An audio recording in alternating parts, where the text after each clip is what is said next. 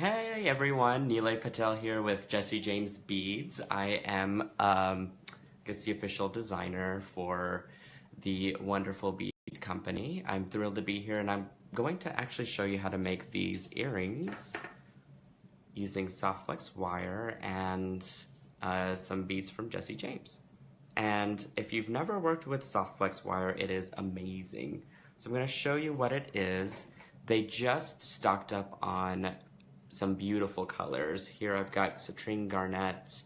I believe this one is, I'll have to look up that one, I'm not quite sure. And then I've got bone. I think it's spinel, that middle one there. So what I love about soft flex wire is that it's nylon coated stainless steel cable that's been tightly woven together, and so it's extremely flexible. And the reason that it has the coating is for a few different reasons. It's to protect it from abrasion and wear and tear, especially when it's laying on your skin or against the beads. It's going to be very, very hard to break.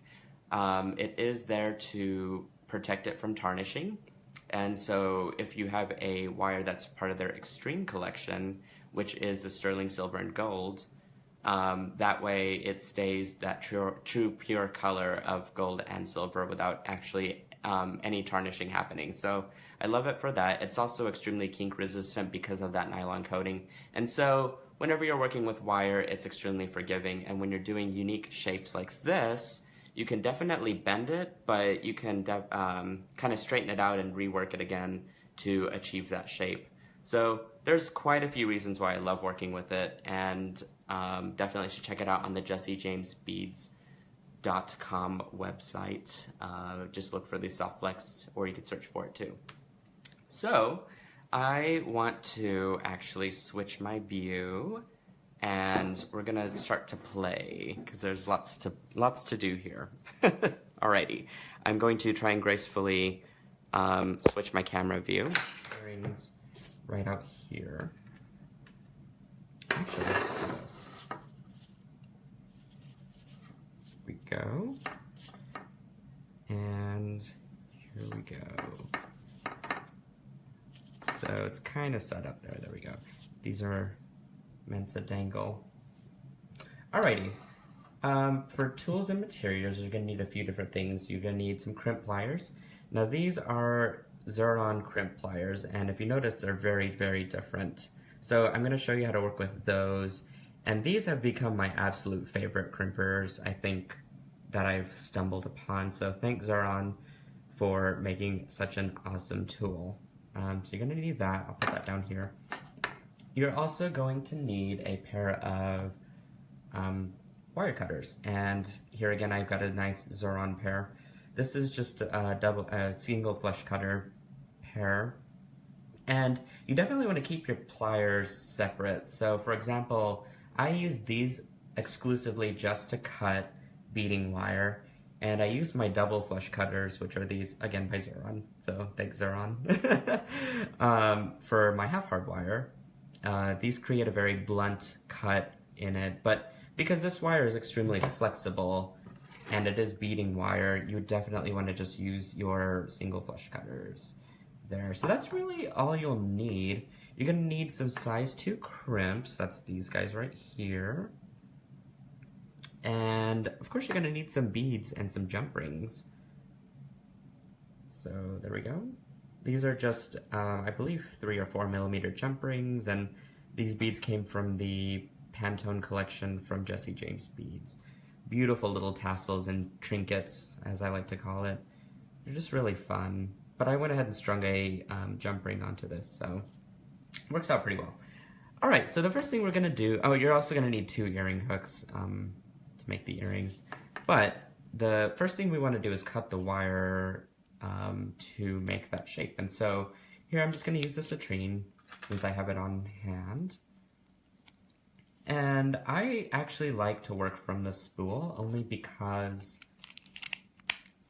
that way I don't waste any wire that I'm using, especially because I definitely want to use it on other things. I don't want to waste how much I'm using just by trimming it. So I'm going to string on my crimp. Go. And I'm going to loop it once around and back into the crimp, just like that. And then I'm going to take that same piece of wire and go back 8. So basically making a figure 8 within the crimp, as you can see there.